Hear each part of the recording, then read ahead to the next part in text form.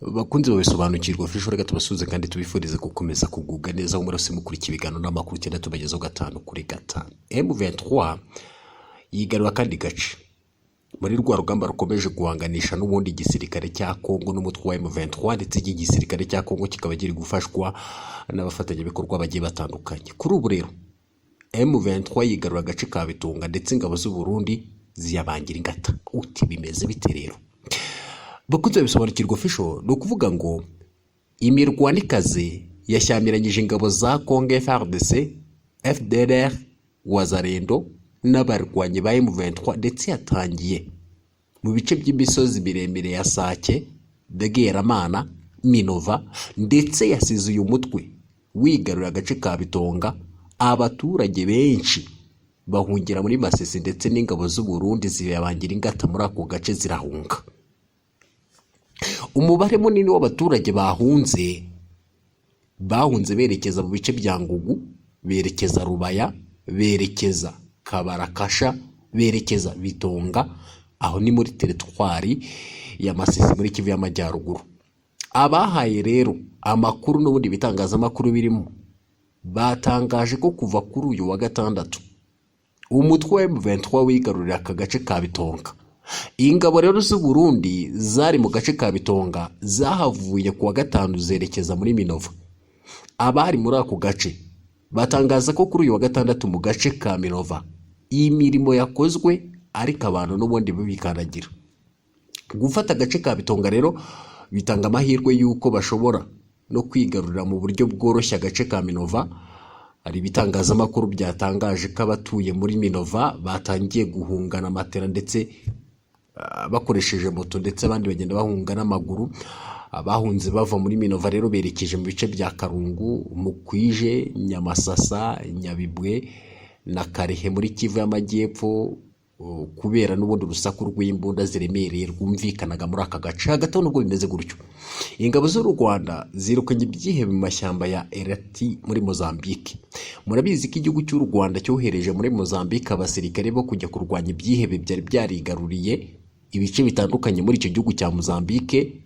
Ndetse murabizi ko mu ntara ya Cabo Delgado ibi byihebe byari byarahayogoje, ariko aho ingabo z'u Rwanda zagiye kurwanya ibi byihebe zarabyirukanye muri ako gace ka Cabo Delgado. Ndetse ingabo z'u Rwanda zirukana ibyo byihebe ku buryo abaturage basa naho basubiye mu byabo ndetse bakongera gusubira mu mirimo yabo, abanyeshuri bakiga ndetse abantu benshi nyine bakajya mu bikorwa byabo nk'uko byahoze mbere y'uko ibyo byihebe n'ubundi bifata ako gace cyangwa se byigarura ako gace aho nyine mu gihugu cya Mozambique.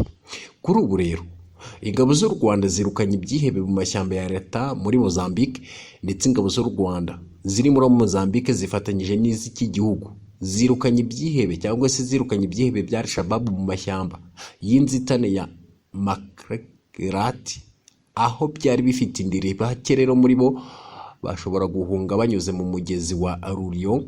Tariki 25 na 26 z'ukwezi kwa 4 2024 abarwanyi b'umutwe w'iterabwoba wa Al-Shabaab bagabye ibitero bitatu mu duce twa Manika, Neswa ndetse n'atundi ducaho nyine mu ntara ya Nampula iri mu majyaruguru ya Mozambique, ndetse bitsa abasivile batwika inzu, amashuri n'insengero.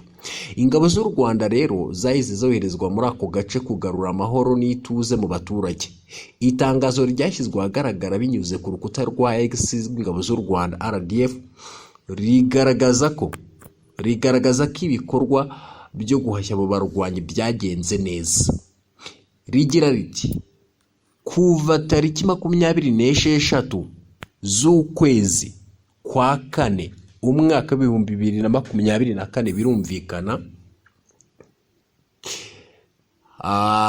ndetse no kuva 26 kugeza kuri 3 Gicurasi, no kuva 26 Gicuru Mata cyangwa se kwezi kwa 4 kugera kuri 3 Gicurasi cyangwa se kwezi kwa 5 habaye igikorwa gihuriweho n'ingabo z'u Rwanda n'iza Mozambique cyo kurwanya abaterabwoba ba Al-Shabaab mu birindiro byabo ni mu mashyamba ya Ondinepa, Naswa, Mitaka ndetse na Manika ni mu karere ka Erati. Bake rero muri bo barwanye nibo bashoboye gutoroka binyuze mu mugezi. Ikinyamakuru rero gitandukanye cyanditse ko abarwanyi benshi ba Al-Shabaab bahise cyangwa se bahasize ubuzima, abandi bake bagahunga. Club of Mozambique rero yatangaje ko abarwanyi ba Al-Shabaab bagotewe ku misozi wa Kitua. Babiri muri bo bagerageje kwinjira mu baturage bafatwa mpiri bahita bashyikirizwa ubuyobozi mu gace ka Sala.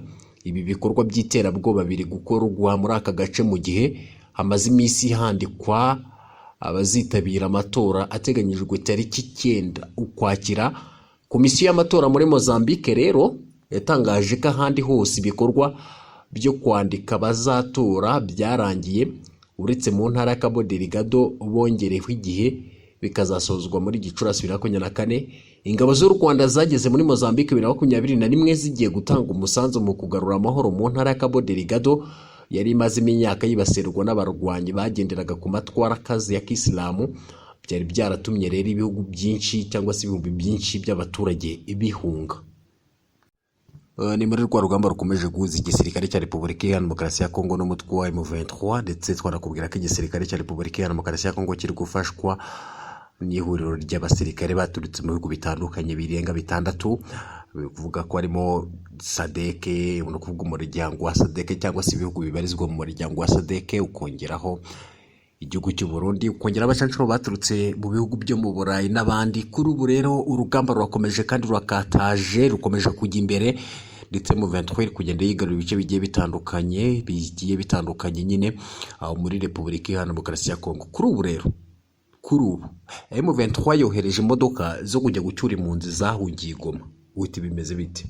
No kuvuga ngo ihuriro rya AFC, Alliance Fleuve Congo, ry'imitwe ya politiki n'iyitwaje ntwaro irwanya ubutegetsi bwa Repubulika Iharanira Demokarasi ya Kongo, ryohereje imodoka zo gucyura abaturage bahungiye mu mujyi wa Goma nyuma y'igisasu cyaguye mu nkambi ya Mugunga ku itariki 3 Gicurasi 2024 kigatwara ubuzima bw'abarenga 9. Iri huriro rifite umutwe witwaje ntwaro wa M23 ryatangaje ko abaturage bahungiye intambara muri uyu mujyi bakomeje kubabara. AFC yagaragaje ko aba baturage bifuza gusubira mu bice bari baratuyemo cyangwa se bari batuyemo bigenzurwa nayo, ariko ko ingabo za leta, ingabo za Repubulika Iharanira Demokarasi ya Kongo zizwi nka FARDC zishaka gukomeza kubagirira imbohe. Umuhuzabikorwa w'iri huriro Colonel Nanga yatangaje ko ryashyizeho uburyo bwo kwakira aba baturage no kubafasha gutaha, ryohereza imodoka kuri antene ya 3 ku muhanda wa Goma Rucuru no kuwasake Kirorerwe Kicanga zo kubacyura. Nanga yagize ati ibikoresho byo kubakira no kubacyura iwabo mu mutekano mu cyubahiro byateguwe. Iyi modoka zo kubatwara zashyizwe hakurikira: hagati muri Kibumba kuri 3 interne ku muhanda wa Goma Rucuru, hagati muri Sake ku muhanda Sake Kirorerwe Kicanga.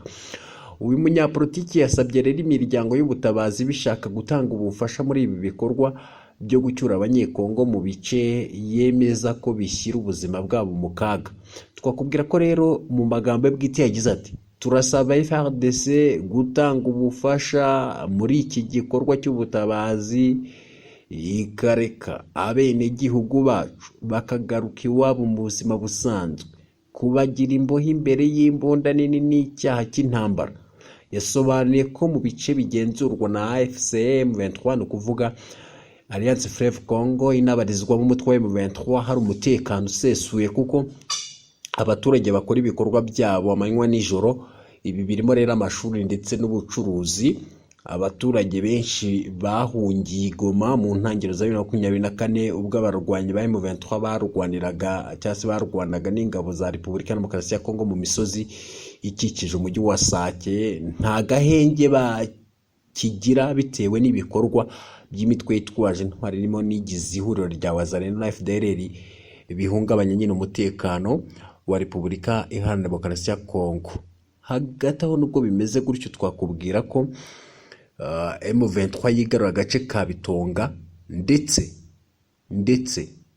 ndetse ingabo z'u Burundi zikayabangira ingata. Imirwano ikaze yashyamiranyije ingabo za FARDC, FDLR, Wazalendo n'abarwanyi ba M23 yatangiye kuri uyu wa gatanu ni mu bice nyine bigiye bitandukanye aho muri Repubulika Iharanira Demokarasi ya Kongo. Twakubwira ko rero imirwano ikaze yashakiranyije na FDC, FDLR, Wazalendo n'abarwanyi ba M23 ndetse yatangiye kuri uyu wa gatanu mu bice by'imisozi miremire bya Sake, Bweramana na Minova. Yasize rero uyu mutwe wigaruriye agace ka Bitonga, abaturage benshi bahungira muri Masisi ndetse ingabo z'u Burundi zabarizwaga muri aka gace zirahunga ziyabangira ingata. Umubare munini w'abaturage rero bahunze, dore ko bahunze tariki ya 4 Gicurasi 2024, bahunze rero berekeza mu bice bya Ngugu, Rubaya ndetse n'ahandi bigiye bitandukanye muri teritwari ya Masisi muri Kivu y'Amajyaruguru. Abahaye amakuru rero Radio Capital na Kesha nkuru ko batangaje ko kuva kuri uyu wa gatandatu umutwe wa M23 wigaruriye agace ka Bitonga. Ingabo z'u Burundi zari ziri muri aka gace ka Bitonga rero zahavuye kuri uyu wa gatanu zerekeza muri Minova. Abari bari muri ako gace batangaje ko kuri uyu wa gatandatu mu gace ka Minova imirimo yakozwe ariko k'abantu bikandagiraga. Gufata agace ka Bitonga rero bitanga amahirwe yuko bashobora no kwigarurira mu buryo bworoshye agace ka Minova. Hari ibitangazamakuru byatangaje ko abatuye muri Minova batangiye guhungana na matera bakoresheje moto, abandi bagenda n'amaguru.